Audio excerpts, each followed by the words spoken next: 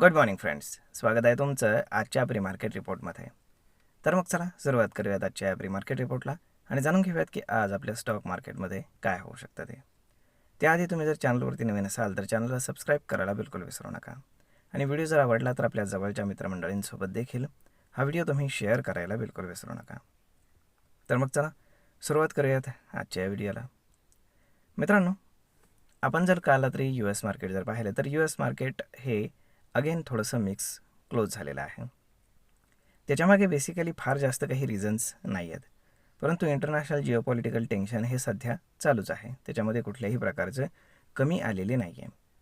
परंतु इराणने ज्या काही अटी अमेरिकेसमोर पुन्हा काल मांडलेल्या आहेत, तर त्यातल्या बऱ्याचशा अटी ह्या इनप्रॅक्टिकल आहेत, म्हणजे त्या पूर्ण होणं इम्पॉसिबल आहे. जसं की त्यातल्या काही महत्त्वाच्या गोष्टी म्हणजे त्यांनी टोल चार्ज करायचं ठरवलं आहे, तर त्याला अमेरिका मान्यता देऊ शकत नाही. त्यानंतर युरेनियम ते देणार नाहीत, तेही होणार नाही. कारण मग ट्रम्प सांगणार काय त्यांच्या लोकांना की कशासाठी युद्ध केलं होतं. त्यामुळे ते पॉसिबल नाही आहे हे दिसतंय. म्हणजे आज ना उद्या पुन्हा युद्ध होण्याची पॉसिबिलिटी आहेच, हे लक्षात ठेवा.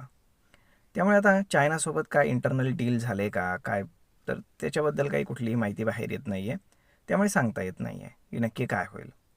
परंतु आपल्यासाठी महत्त्वाचं हेच आहे की स्ट्रेट ऑफ हॉर्मुझ हे कुठल्याही टोलशिवाय ओपन केलं पाहिजे आणि जोपर्यंत ते ओपन होत नाही तोपर्यंत आपल्याला एनर्जी क्रायसिसला फेस करावं लागणार आहे.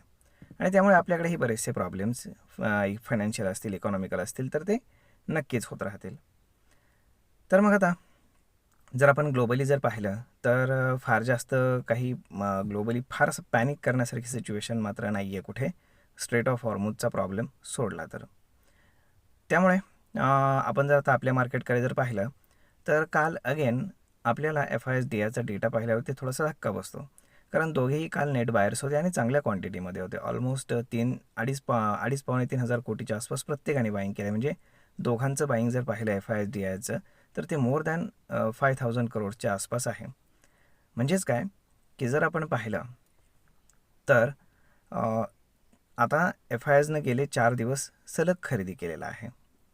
त्यामुळे आता इथून पुढेही ते त्यांचा मूड बदलणार का किंवा काय गव्हर्नमेंट त्यांना कन्सेशन देणार का, हे पाहणं खूप जास्त गरजेचं आहे. परंतु याचं सिम्बॉलिझम आपण असं म्हणू शकतो की काही काही सेक्टर्स जे आहेत तर ते बॉटम आउट होण्याची प्रोसेस सुरू आहे, हे एकंदर आपल्याला त्या गोष्टीवरनं दिसून येतं आहे. आता जर आपण इंडियन कॉन्टॅक्ट्समध्ये जर पाहिलं तर आज सकाळी पुन्हा एकदा पेट्रोल आणि डिझेलचे प्राइसेस जे आहेत तर ते 90 पैशाने इन्क्रीज झालेले आहेत. त्यामुळे आपल्याला ऑटो स्टॉक्स असतील किंवा जे काही एनर्जी कन्झ्यूम करणारे स्टॉक्स आहेत, डिझेल पेट्रोल कन्झ्यूम करणारे, तर त्याच्यावरती आपल्याला प्रेशर हे नक्कीच पाहायला मिळेल. त्यामुळे पाहूयात पुढे काय होतं आहे. परंतु एका आठवड्यामध्ये 2दा आपल्याला प्राइसेस वाढलेल्या पाहायला मिळालेल्या आहेत. त्यामुळे ही गोष्ट अगेन थोडीशी चिंताजनक आपण म्हणू शकतो. त्यामुळे आपल्या इंडियन मार्केटमध्ये जर आपण व्यवस्थित जर पाहिलं तर आपल्याला नेक्स्ट मंथचा जो फ्युचर आहे तर त्याच्यावरती जास्त प्रीमियम आपल्याला पाहायला मिळतो. म्हणजेच मार्केटमध्ये एक बेरिशनेस खूप मोठ्या प्रमाणावरती आहे ते आपल्याला दिसून येतं त्यामध्ये. कारण फार जास्त बुलिश कुणीच नाही आहे. त्यामुळे आता काय होणार हे पाहणं खूप जास्त गरजेचं आहे. या वर्षाची मे सिरीज जी आहे तर ती काही फार चांगली गेलेली नाही आहे.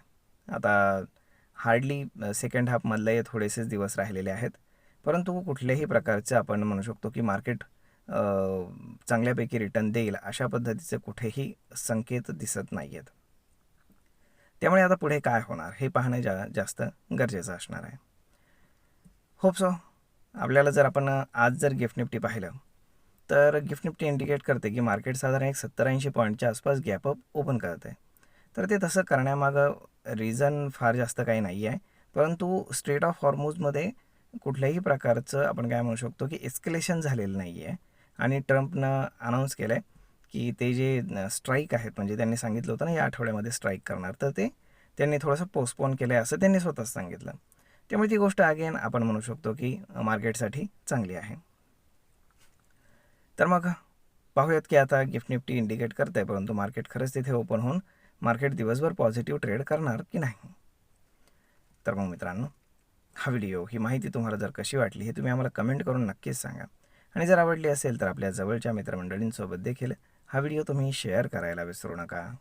धन्यवाद.